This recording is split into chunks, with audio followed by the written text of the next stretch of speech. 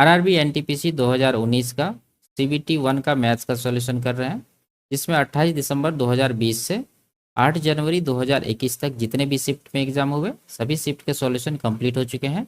इन सब का video playlist में मिल जाएगा। आज की क्लास में 9 जनवरी 2021 का पहला शिफ्ट का सॉल्यूशन करेंगे। तो शुरू करते हैं। उससे पहले चैनल पर नए हैं तो चैनल को सब्सक्राइब कर दीजिए। आगे बढ़ते हैं। ये बहुपद दिया हुआ है और कह रहा है कि इनके शून्यों का योग उनके गुणनफल के 1/4 के बराबर है। तो पी का मान ज्ञात कीजिए। ठीक है, देखिए शून्यों का योग मतलब अल्फा प्लस बीटा बराबर है इनके गुणनफल का 1/4, यानी कि अल्फा इंटू बीटा का 1/4 है। ठीक है, ऐसा सवाल में कह रहा है। तो यहाँ पर हम लोग वैल्यू रखेंगे। तो अल्फा प्लस बीटा होता है माइनस बी बट्टा सी, यानी माइनस बी कितना है यहाँ पर देखिए 5p माइनस 1, तो माइनस भी रहता है तो माइनस के साथ 5p माइनस 1 देंगे। और नीचे ए का वैल्यू कौन सा है, एक्स स्क्वायर का जो गुणांक होता है ये 5। ठीक है, बराबर अल्फा बीटा बराबर होता है सी बट्टा ए। तो सी देखिए 2p प्लस 5 है और साथ में माइनस भी लगा है, तो माइनस सहित यहाँ पर लिखेंगे 2p प्लस 5 और बट्टा ए पर वही आ जाएगा 5 और गुना 1/4 पहले से है वो लिखेंगे। ठीक है, तो 5 5 कट जाएगा, यहाँ पर माइनस और माइनस कट जाएगा। अब ये जो 4 है यहाँ पर इसको इस तरफ लाएंगे लेफ्ट साइड। ठीक है, तो क्या हो जाएगा 4 गुना 5p, तो ये हो जाएगा 20p माइनस 4 1 का 4 बराबर इधर 2p प्लस 5। अब 2p को इस तरफ लाइए तो 20 में 2 माइनस हो जाएगा, बचेगा 18p बराबर ये 4 जाके इधर जुट जाएगा, तो 4 और 5 कितना हो जाएगा 9। तो p का वैल्यू क्या आ गया 9/18, यानी कि कटाएंगे तो ये आएगा 1/2। यही सवाल का आंसर होगा, ऑप्शन नंबर डी। आगे बढ़ते हैं। 2 अंकों की एक संख्या के अंकों का योग 6 है। यदि अंकों के क्रम को उलट दिया जाता है तो प्राप्त नई संख्या मूल संख्या के 2 गुने से 6 कम होती है। संख्या ज्ञात कीजिए। ठीक है, तो इसको हम लोग ऑप्शन से सॉल्व करेंगे। अगर समीकरण बना के करने लगेंगे तो ज़्यादा समय लगेगा, और समीकरण बनाना आप लोग जानते ही होंगे। तो पहला ऑप्शन है 24। इसमें क्या कह रहा है कि अंकों का योग 6 है, तो क्या इन दोनों का योग 6 हो रहा है, तो 6 तो हो रहा है। वैसे सभी अंकों संख्याओं के अंकों का योग 6 है। अब आगे देखिए, यदि अंकों के क्रम को उलट दिया जाता है, जब 24 को उलट देंगे तो क्या हो जाएगा, ये हो जाएगा 42 यानी 42। तो प्राप्त नई संख्या ये जो 42 प्राप्त हुआ है मूल संख्या के 2 गुने से 6 कम है। क्या हम लोग चेक करेंगे, ये जो 42 है ये 24 का 2 गुना, यानी कि 24 गुना 2 माइनस 6 कम है तो माइनस 6 कर दिए। क्या ये 42 हो रहा है, 24 गुना 48 माइनस 6 ये 42 हो रहा है। तो ये दोनों बराबर है, तो इसका मतलब ये इसका सही आंसर होगा। अगर ये नहीं रहता तो इसी तरह से बाकी ऑप्शन चेक करते। ठीक है, आगे बढ़ते। इसको p बट्टा क्यू के रूप में व्यक्त कीजिए, जहाँ p एक पूर्ण संख्या है और q एक प्राकृतिक संख्या है। ठीक है, तो देखिए यहाँ पर संख्या हमारे पास है क्या 0.037 और 7 पर है रेकरिंग का साइन। तो हम लोग इसको कैसे बनाते हैं, देखिए दशमलव को भूल जाइए, रेकरिंग को भूल जाइए, तो टोटल नंबर कितना बनेगा 37 बना। अब उसमें माइनस वो करेंगे जिसका रेकरिंग नहीं हो रहा है, तो यहाँ पर 7 का रेकरिंग हो रहा है, 3 का नहीं हो रहा है, तो 3 इसमें माइनस करेंगे। और नीचे क्या आएगा, नीचे आएगा कि जितना अंक का रिकरिंग हो रहा है यानी कि पुनरावृत्ति हो रहा है उतना 9 देंगे। तो एक संख्या का पुनरावृत्ति हो रहा है तो एक बार 9 दिए, और जितना का नहीं हो रहा है उतना 0 देंगे। तो दो अंक का नहीं हो रहा है तो 2 बार यहाँ पर 0 देंगे। तो 37 माइनस 3 कितना हो जाएगा 34, और नीचे आ जाएगा 900। तो आगे कटा देते हैं, 2 से 17 और 2 से 450, तो 17/450 इसका आंसर होगा, ऑप्शन नंबर 1। ठीक है, आगे बढ़ते। यदि √3 sine theta minus cos theta बराबर 0 है और 0 जो है ये थीटा जो है न्यून कोण है, तो इसका मान क्या होगा। तो हम लोग सॉल्व करते हैं। देखिए इसको तो क्या हो जाएगा, ये √3 साइन थीटा बराबर ये माइनस कॉस थीटा को राइट साइड ले जाएंगे तो प्लस का कॉस थीटा हो जाएगा। अब ये कॉस थीटा को फिर से लेफ्ट साइड लाएंगे तो क्या हो जाएगा साइन थीटा बटा कॉस थीटा बराबर इधर एक बचा, और ये जो √3 है यहाँ पर इसको जब राइट साइड ले जाएंगे तो ये नीचे आ जाएगा। साइन बटा कॉस होता है टेन थीटा, और इधर 1/3 है, तो टेन थीटा में 1/3 किसका वैल्यू होता है टेन 30 डिग्री का। ठीक है, तो यहाँ से थीटा का माना गया 30 डिग्री। अब यही थीटा का वैल्यू यहाँ पर रखेंगे और इसका आंसर निकालेंगे। तो पहले है कॉस क्यूब, तो कॉस में 30 डिग्री कितना होता है √3/2, √3/2 इसका क्यूब करना है। ठीक है, माइनस से माइनस देंगे, √3 है देंगे। उसके बाद साइन क्यूब करना है, तो साइन में 30 डिग्री कितना मान होता है 1/2, तो यहाँ पर 1/2 का क्यूब करेंगे। तो सॉल्व करेंगे आगे, तो तो ये हो जाएगा √3 का क्यूब कितना होगा 3√3 और नीचे 2 का क्यूब 8 माइनस इधर √3 ही आएगा और नीचे आएगा 2 का क्यूब 8। तो देखिए हर बराबर है, ऊपर वाला को डायरेक्ट घटा देंगे हम लोग। तो 3√3 में 1√3 घटेगा तो कितना बचेगा 2√3, नीचे है 8, 2 से कटा देंगे 4 बार में, यानी कि √3/4 इसका आंसर होगा, ऑप्शन नंबर डी। आगे बढ़ता हूँ। ये सवाल हिंदी में नहीं था, इसको इंग्लिश में ही बना लेंगे। कह रहा है a man and a woman can complete A task in 8 and 12 days. ठीक है, यानी एक पुरुष और एक महिला काम को क्रमशः 8 दिन और 12 दिन में कर सकते हैं। In how many days will 2 men and 3 women be able to complete the task. और आगे कह रहा है कि कितने दिनों में 2 पुरुष और 3 महिलाएं मिलकर उस काम को करने में सक्षम होंगे। ठीक है, समय पूछ रहा। तो हम लोग पहले इन दोनों का कार्य क्षमता निकालेंगे। देखिए मैन है एम लिखते हैं, वुमेन को डब्ल्यू लिखते हैं। मैन कर रहे हैं 8 दिन में और वुमेन कर रहे हैं 12 दिन में। टोटल वर्क इन दोनों का एलसीएम 24 हो जाएगा। 8 तिया 24, 12 दूना 24, 3 और 2 आया। ठीक है, अब देखिए यहाँ पर कि कौन कौन करेगा साथ में, 2 मैन करेगा। तो 2 मैन का एफिशिएंसी टोटल कितना होगा, एक मैन का है 3, तो 2 का कितना हो जाएगा 2 गुना 3 यानी कि 6। उसी तरह से वोमेन का भी 3 वोमेन है और वोमेन का एफिशिएंसी है 2, तो 3 को 2 से गुना करेंगे तो 6, यानी एक दिन में अब 6 और 6 12 यूनिट काम होगा जब दोनों साथ में करेगा तो। और टोटल काम है 24, तो 24 को ये 12 से डिवाइड करेंगे तो कितना दिन लगेगा वो निकल जाएगा, तो आएगा कितना 2 दिन इस सवाल का आंसर होगा। आगे बढ़ते हैं। एक वस्तु को 1360 रुपया मूल्य पर बेचने पर एक विक्रेता को 15% की हानि होती है। 10% लाभ प्राप्त करने के लिए उसे यह वस्तु किस मूल्य पर बेचनी चाहिए। ठीक है, देखिए 1360 में बेचा है, 15% का हानि हुआ तो मतलब वस्तु 85% में ही बिका है। ठीक है, 100 में 15 माइनस किया तो 85%। अब इसको 10% का लाभ चाहिए तो बिकेगा कितना में 110% में।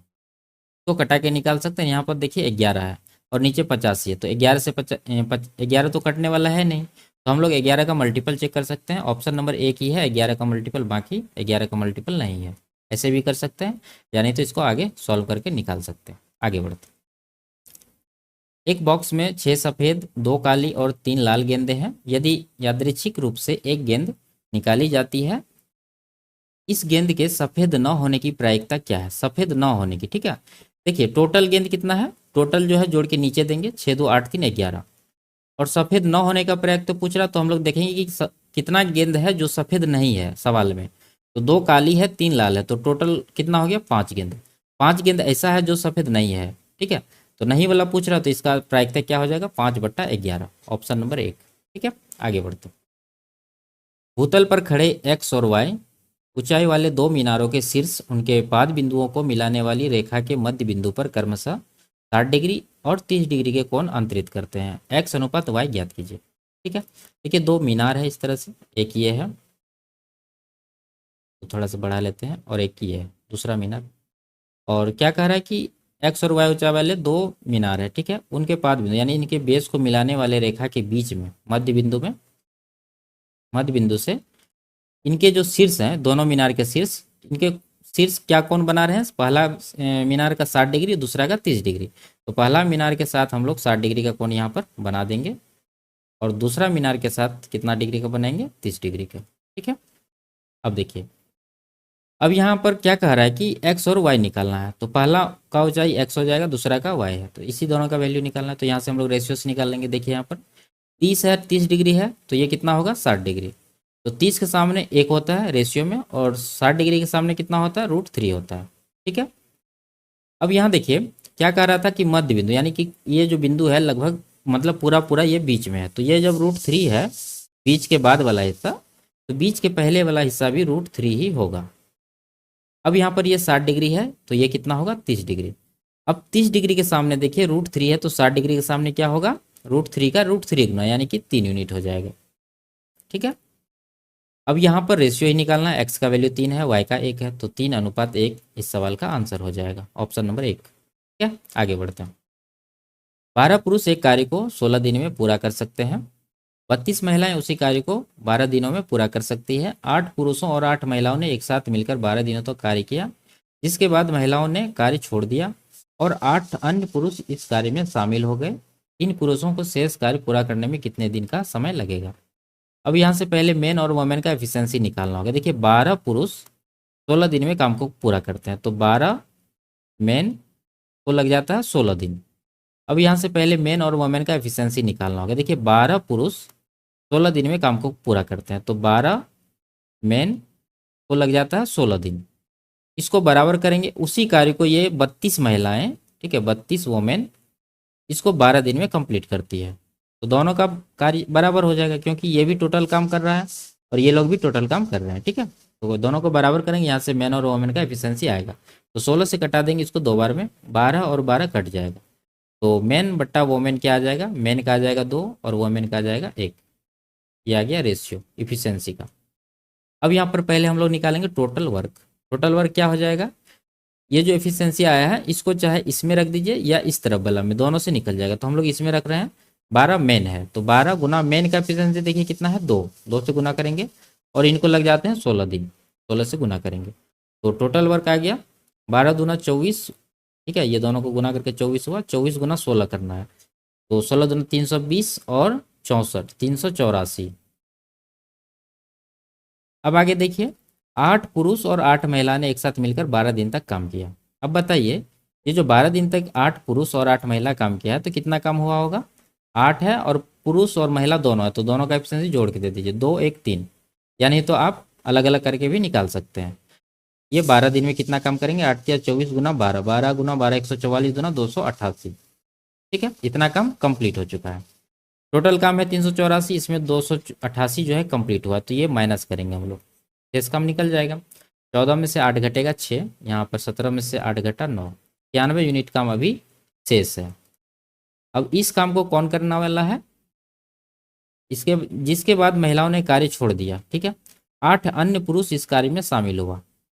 देखिए पहले से 8 पुरुष है और 8 पुरुष बाद में भी यहाँ पर शामिल हुआ, तो टोटल कितना हो गया, 8 + 8 16 पुरुष, 16 पुरुष हुआ और एक पुरुष का एफिशिएंसी है 2 से गुना करेंगे तो 32 आएगा। यानी कहने का मतलब है कि इन महिलाओं के काम छोड़ने के बाद अब जो काम होगा एक दिन में कितना यूनिट काम होगा, 32 यूनिट, ठीक है। कैसे निकाले हम पहले एक्सप्लेन कर दिए हैं। अब ये 32 यूनिट से इसको डिवाइड करेंगे शेष काम को, तो 96 को जब 32 से डिवाइड करेंगे तो कितना आ जाएगा, 3 दिन। तो 3 दिन ही इस सवाल का आंसर है, ऑप्शन नंबर सी। आगे बढ़ते हैं। एक आयत की लंबाई उसकी चौड़ाई के 3 गुने से 2 मीटर कम है, यदि इसका परिमाप 28 मीटर है तो इसकी चौड़ाई ज्ञात कीजिए, ठीक है। एक आयत बना लेते हैं यहाँ पर। क्या कह रहा है कि आयत की लंबाई जो उसकी चौड़ाई से 3 गुने से 2 मीटर कम है, तो चौड़ाई को x मान लेते हैं, तो लंबाई क्या आएगा, x का 3 गुना यानी 3x, इससे 2 कम है तो 2 माइनस कर देंगे, ठीक है। लंबाई और चौड़ाई निकल गया।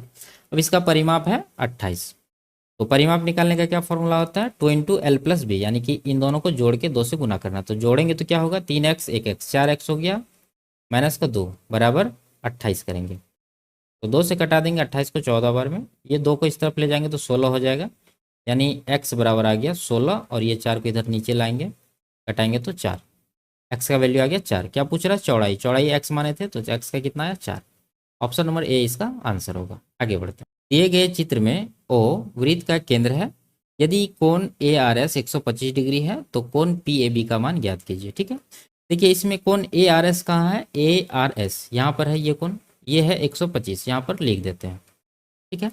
अब बताइए कोण ARP कितना होगा, कोण ARP ये कितना होगा, देखिए ये कोण और ये कोण ये रेखी कोण है, तो दोनों का योग कितना होगा, 180 डिग्री। तो कोण ARP हो जाएगा 180, उसमें माइनस कर देंगे 125, जो बचेगा वही होगा ARP। तो माइनस करेंगे तो कितना आएगा, 55 डिग्री, ठीक है। अब ये कोण आ गया है 55 डिग्री, यहाँ पर लिख देते हैं। तो अब बताइए कोण ABP कितना होगा, यहाँ पर लिखते हैं कोण ABP बराबर कितना होगा, ये भी 55 डिग्री ही होगा। क्यों, क्योंकि ये जो चाप है AP आर्क, इसके द्वारा परिधि पर कहीं पर भी कोण बनाया जाए वो सारा कोण बराबर होगा। तो एक कोण यहाँ बना है R बिंदु पर, एक B बिंदु पर बना है, तो ये दोनों कोण बराबर होगा। कहने का मतलब कोण ABP ये भी होगा कितना, 55 डिग्री का ही होगा, ठीक है। यहाँ तक क्लियर है।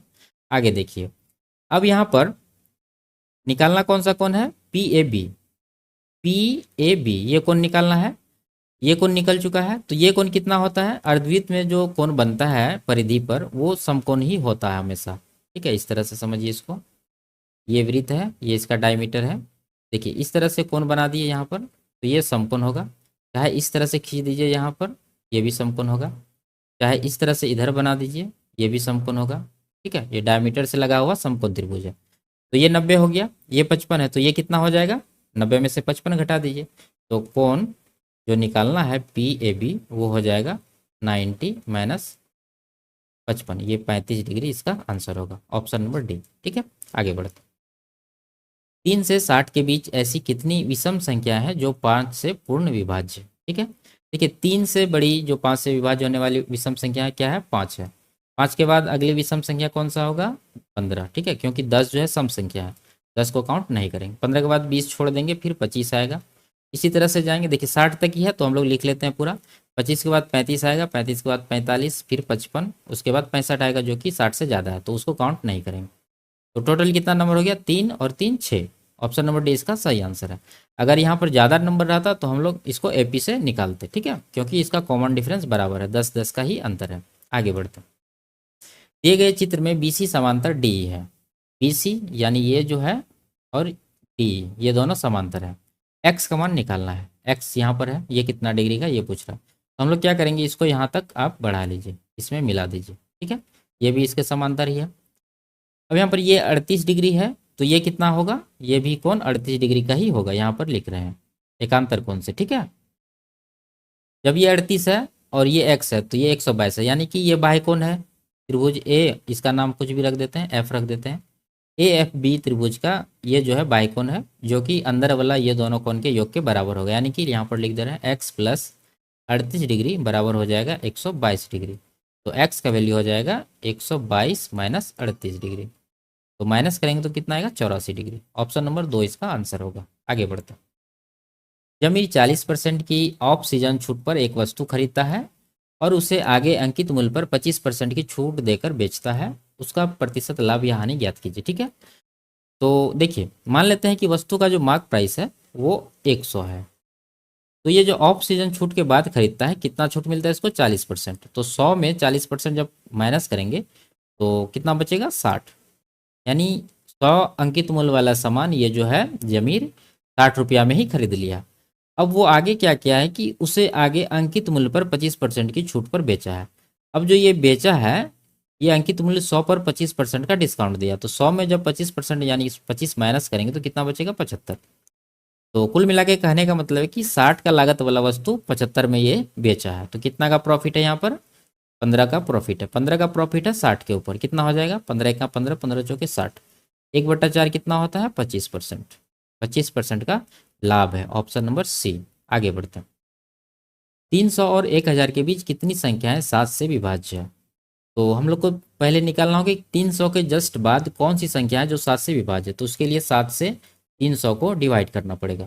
तो 7 चौके 28 आएगा, बचेगा 2, 20 आया, तो 7 दूना 14, ठीक है 6 आया।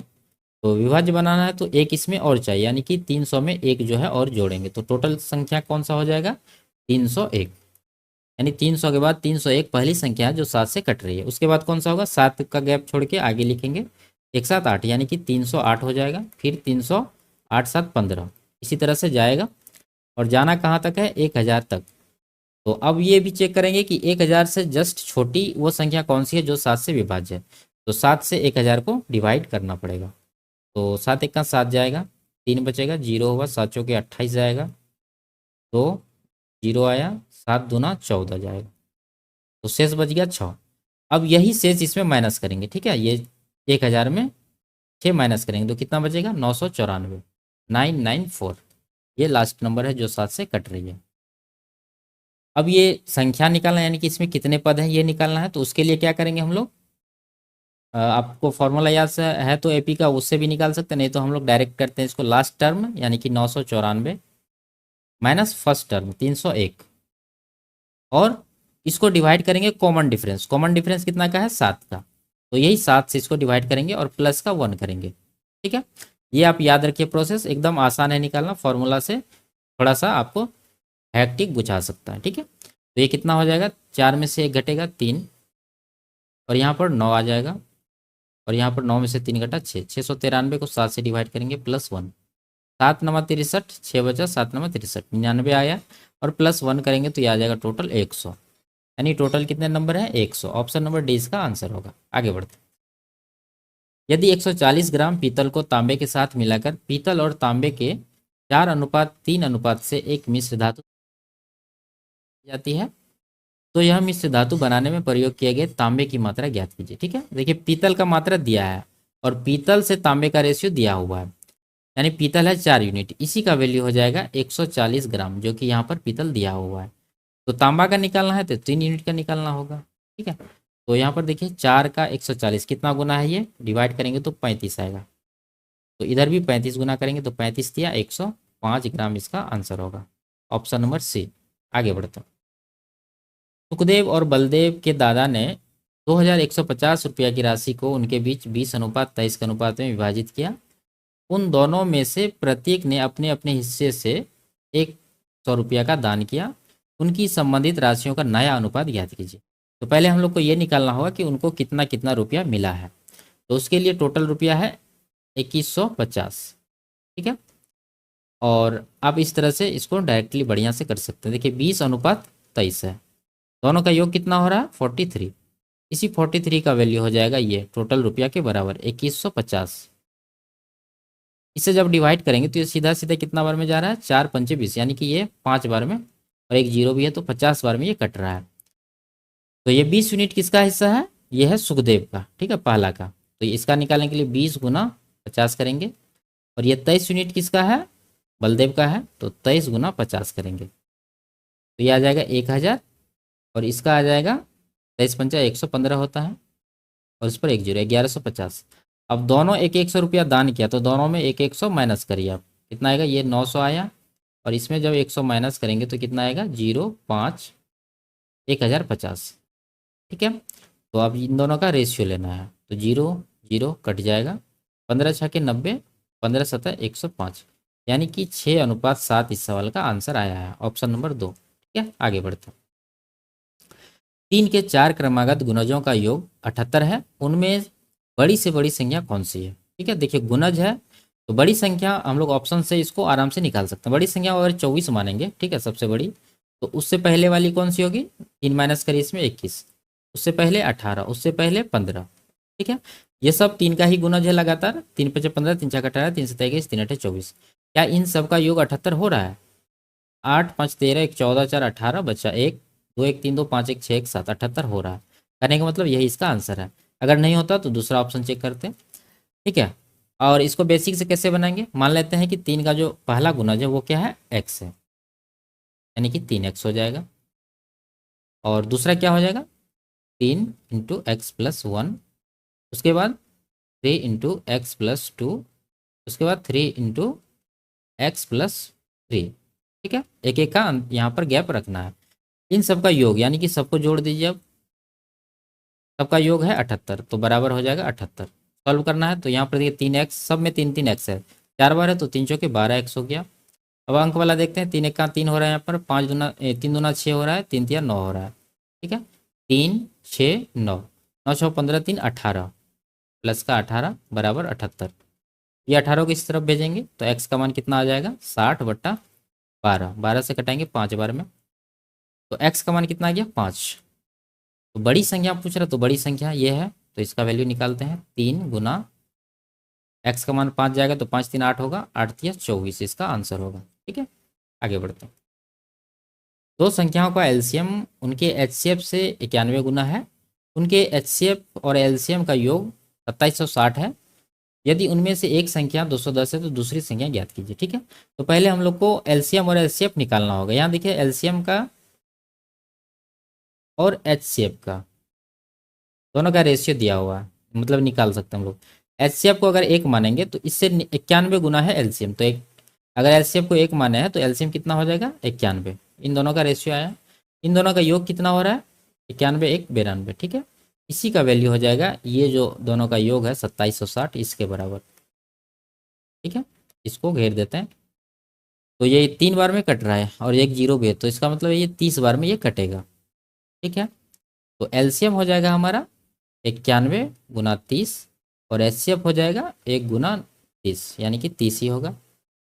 अब यहाँ पर उनमें से एक संख्या है, दूसरा निकालना। तो हम लोग जानते हैं कि एलसीएम गुना एचसीएफ, यानी एलसीएम है कितना, 91 गुना 30, ये एलसीएम हो गया, गुना एचसीएफ, एचसीएफ यहाँ पर देखिए 30 है, बराबर पहली संख्या जो कि 210 है, और दूसरी संख्या निकालना है, तो इसको n2 लिख देते हैं। इसको कटाएंगे, n2 निकल के आ जाएगा, तो कितना आएगा, 0 0 काटते हैं 3 से 7 बार में, 7 से इसको कटाएंगे 13 बार में, 13 या 39, ठीक है, और एक जीरो है, तो n2 आ गया हमारा 390। कौन सा ऑप्शन है, ऑप्शन नंबर सी, ठीक है। आगे बढ़ते हैं। एक साइकिल का एक पहिया 11 किलोमीटर चलने में 7000 चक्कर घूमता है, पहिए का व्यास ज्ञात कीजिए, ठीक है, और आंसर है सेंटीमीटर में। तो हम लोग 11 किलोमीटर को सेंटीमीटर में बदलेंगे, तो कितना हो जाएगा, 11 गुना 1000, ठीक है, 1 किलोमीटर में 1000 मीटर, तो ये मीटर में आ गया। अब इसको 100 से फिर से गुना करेंगे तो ये सेंटीमीटर में डेटा पूरा आ चुका है, ठीक है। इतना दूरी कवर करता है और इसमें कितना चक्कर घूमता है, 7000। तो एक चक्कर का दूरी निकालने के लिए हम लोग को क्या करना होगा, पूरा डिस्टेंस को 7000 से डिवाइड करना पड़ेगा, ठीक है। और ये जब डिवाइड करेंगे तो एक चक्कर का दूरी आएगा इतना का, ठीक है। मान लीजिए यहाँ से शुरू किया तो फिर यहीं पर आएगा। कहने का मतलब ये जो एक चक्कर का दूरी है ये क्या है, यही तो परिधि है, ठीक है। तो परिधि का फॉर्मूला इसके बराबर कर देंगे हम लोग।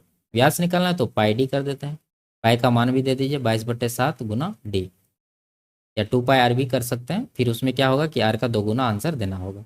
हम लोग डी लिख दिए यहाँ पर, ठीक है। 2 जीरो यहाँ से काट दीजिए, 1 जीरो यहाँ से काट दीजिए, 7 7 कट जाएगा, ठीक है। 11 से ये कट जाएगा 2 बार में, 2 से ये कट जाएगा 50 बार में। अब कुछ नहीं है, डी बराबर कितना गया, 50 सेंटीमीटर इस सवाल का सही आंसर है। आगे बढ़ते हैं। शांत जल में एक नाव की चाल 14 किलोमीटर प्रति घंटा है। यह धारा की दिशा में 1 घंटा 45 मिनट में 28 किलोमीटर दूरी जाती है। धारा की चाल ज्ञात कीजिए, ठीक है। धारा की दिशा में, इसको डाउन स्ट्रीम कहते हैं।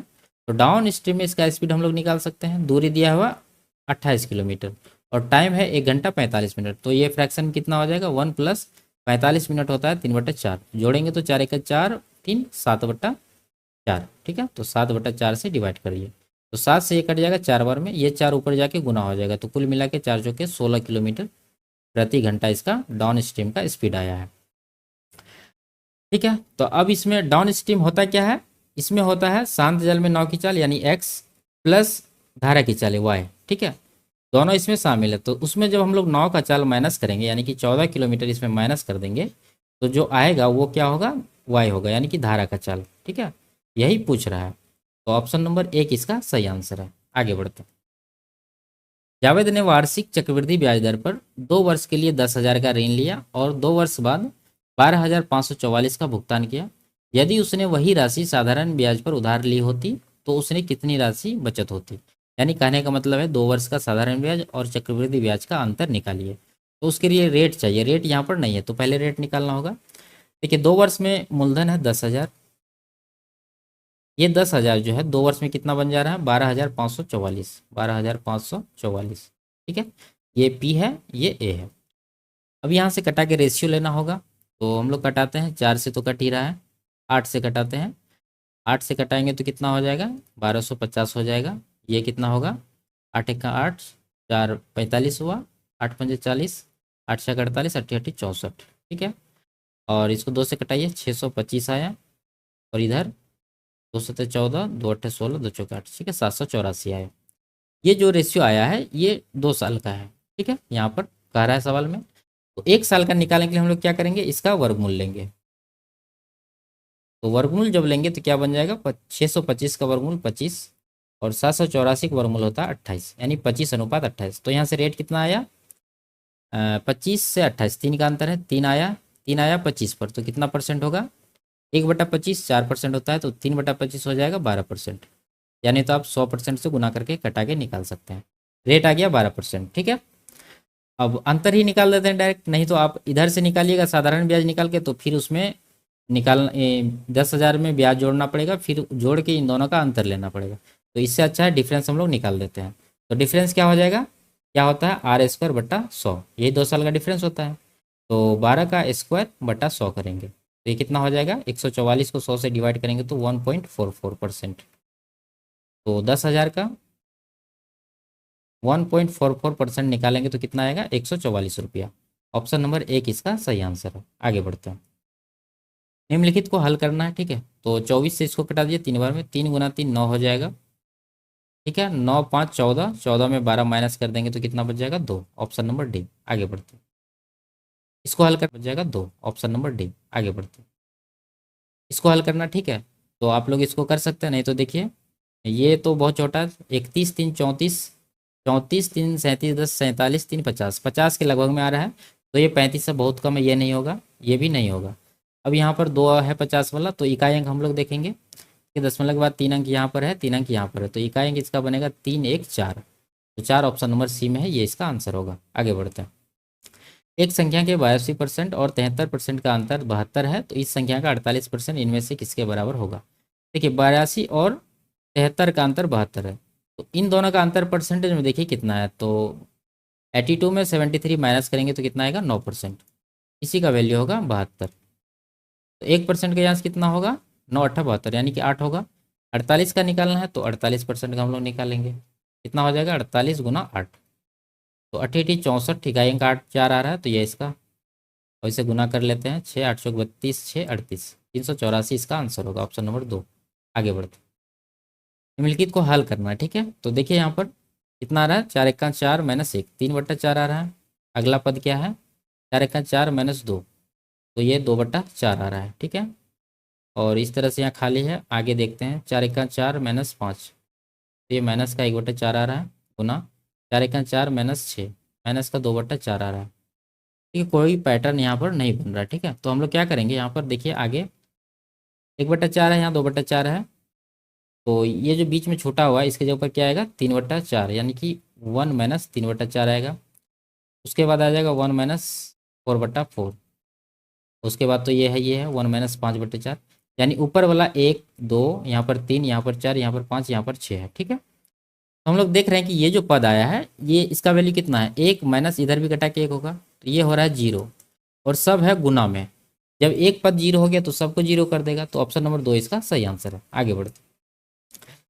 दिलीप राय ने अमरजीत से 9% वार्षिक साधारण ब्याज की दर पर 24,000 रुपया उधार लिए। उसे 3 वर्ष बाद इसे चुकाने के लिए कितना भुगतान करना होगा। ठीक है, सिंपल सा है। देखिए 9% का रेट है और 3 वर्ष में कितना मिलेगा 27%। तो 24,000 का 27% हम लोग निकालेंगे। ठीक है, तो परसेंटेज के लिए 2 जीरो काटिए। अब गुना करना है तो कितना हो जाएगा, जीरो तो आएगा ही। 24 सत्ता 168 होता है, बच्चा 16, 24 दूना 48, 16, 48 से 54 10 64, यानी 6,480 आया है क्या ब्याज। ठीक है, ऐसा ही। तो टोटल राशि पूछ रहा तो मिश्रधन निकालना होगा, तो मिश्रधन बराबर क्या हो जाएगा, यानी ए बराबर हो जाएगा 24,000 प्लस 6480, तो जोड़ेंगे तो 24 से 30,480 इसका आंसर होगा। आगे बढ़ते हैं। इसको हल करना है तो यहाँ से शुरू करेंगे, इधर से सबसे अंदर में जो है इसका वैल्यू हो जाएगा 3, इसका हो जाएगा 4। ठीक है, दोनों माइनस में ही है तो 4 3 7 हो जाएगा, माइनस का 7। अब 56 में जब -7 करेंगे तो कितना बचेगा 49, और रूट में 49 बचा तो इसका वर्गमूल कितना होगा 7। ठीक है, ये खत्म हो गया, यहाँ बाहर में आ गया 7 मान लीजिए, तो ये 214 हो गया। 130 प्लस 14 करेंगे तो कितना हो जाएगा 144। ठीक है, 144 आ गया यहाँ पर, और ये पूरा खत्म हो गया, सॉल्व कर लिए हम लोग। अब 144 का वर्गमूल कितना आएगा 12, तो ये रूट हट जाएगा, 12 आ गया बाहर। अब 37 प्लस 12 करना तो कितना हो जाएगा 49, फिर से 49 का वर्गमूल लेंगे तो कितना आएगा 7। ऑप्शन नंबर सी इसका आंसर होगा। आगे बढ़ते। एक संयुक्त परिवार में 9 बच्चों की आयु का माध्य 14 वर्ष है। उनके दादा और दादी की आयु क्रमशः 71 वर्ष और 67 वर्ष है। बच्चों और दादा दादी की आयु का माध्य अनुपात क्या है। ठीक है, तो इसमें सबसे अच्छा है कि टोटल निकाल के निकाल लीजिए। ठीक है, तो 9 बच्चों का कुल आयु कितना होगा 14 नमा 126 साल। ठीक है, 126 है ये। अब इसमें दादा और दादी का आयु जोड़ दीजिए। दादा का है 71, ठीक है, और दादी का है 67। टोटल जोड़ के कितना हो रहा है 6 1 7 7 14 बचा 1, 1 7 7 14 2 16 बचा 1 1 2, 264 हुआ। अब 264 वर्ष जो आयु है इसमें कितने लोग हो गए, देखिए 9 बच्चे हैं और दादा प्लस दादी 2 इधर, तो 9 2 11, 11 से इसको डिवाइड करेंगे तो नया एवरेज आ जाएगा। कितना आएगा 11 दूना 22, 11 चौक 44, यानी 24 वर्ष इस सवाल का सही आंसर है। आगे बढ़ते हैं। 52 और 100 का HCF कितना होगा। ठीक है, तो ऑप्शन में जो सबसे बड़ी संख्या इन दोनों को काट दे वही इसका आंसर होगा। 48 नहीं काट रही है, 52 भी नहीं, 44 भी नहीं, तो एक ही बचा 4, ये दोनों को काट रही है, ये इसका आंसर होगा। आगे बढ़ते हैं, इसको हल करना है। ठीक है, तो पहले कोष्टक का यहाँ पर कर लेते हैं। 6 पंजा 30 हो गया ये, ठीक है, और इधर 15 दूना 30, तो 30 माइनस 30 ये तो जीरो ही हो गया, और प्लस 4, तो कुल मिला के ये कोष्टक के अंदर जो है इसका वैल्यू कितना आया 4। अब यहाँ पर यहाँ से यहाँ तक सॉल्व करिए, तो 4 है, आगे -12, तो 4 -12 करेंगे तो कितना आएगा -8। ठीक है, कोष्टक समाप्त। अब यहाँ बाहर आइए, 2 से 16 को कटाइए 8 बार में, अब फिर भाग है, तो 8 से 80 को कटाएंगे 10 बार में, तो 10 है यहाँ पर, और यहाँ पर -8 आया, तो 10 - 8 कितना हो जाएगा 2। ऑप्शन नंबर सी इसका आंसर होगा। आगे बढ़ते हैं, ये 25 छात्रों का वजन दिया हुआ, इसमें कह रहे सबसे भारी छात्र का वजन कितना होगा। ठीक है, तो इसमें देख लेंगे कि सबसे बड़ी संख्या कौन सी है। ठीक है, तो यहाँ पर 58 58 59 59 आया है, तो सबसे बड़ी 59 ही है, तो 59 इसका आंसर होगा। आगे बढ़ते हैं, सर्वाधिक बारंबारता वाला भार कौन सा है। ठीक है, तो देखते हैं 53 कई बार आया है, 1 2 3 4 5 6 7 8, 53 का बारंबारता 8 है। ठीक है, हमको लगता है मैक्सिमम यही, वैसे आंसर भी यही है। ठीक है, वैसे आप आगे चेक कर सकते हैं, तो ऑप्शन नंबर 1 इसका आंसर होगा। आगे बढ़ते हैं, दिए गए विकल्पों में से दिए गए आंकड़ों में से सबसे कम बारंबारता वाला भार कौन सा है। तो सबसे कम कौन सा है, 52 देखते हैं कई बार आया है, यहाँ पर 1 2 3, 3 के बाद यहाँ पर है 4। ठीक है, 52 आया है 4 बार। उसके बाद 58 देखते हैं, 1 2, 2 के बाद 2 ही बार है। ठीक है, 58 2 बार है। उसके बाद 50 देखते हैं, 1 यहाँ घेर देते हैं 1, उसके बाद और कहाँ है, कहीं नहीं है। ठीक है, तो ये हो गया 1 बार। 54 कितना बार है, 54 यहाँ है, 1 2 3, ठीक है 3 बार है ये। तो सबसे कम वाला पूछ रहा है, तो सबसे कम क्या आया है, 1 1 किसका 50 का, तो यही इसका आंसर होगा। आगे बढ़ते हैं, इसमें क्या करें, दिए गए आंकड़ों का परास क्या है। परास मतलब रेंज निकालना है, मैक्सिमम माइनस मिनिमम। तो मैक्सिमम कौन सी संख्या है, यानी सबसे बड़ी संख्या, अभी हम लोग पीछे देखे थे 59 है, और सबसे मिनिमम कौन सा है, देखिए 50 है। ठीक है, 50 से कम है कोई संख्या क्या, 49 वगैरह नहीं है। ठीक है, तो 50 मिनिमम हो गया, तो दोनों का अंदर कितना आ रहा है 9, तो 9 इस सवाल का आंसर है। आगे बढ़ते हैं, ये लास्ट सवाल था। वीडियो आपको कैसी लगी कमेंट में ज़रूर बताइए, अच्छी लगी तो वीडियो को लाइक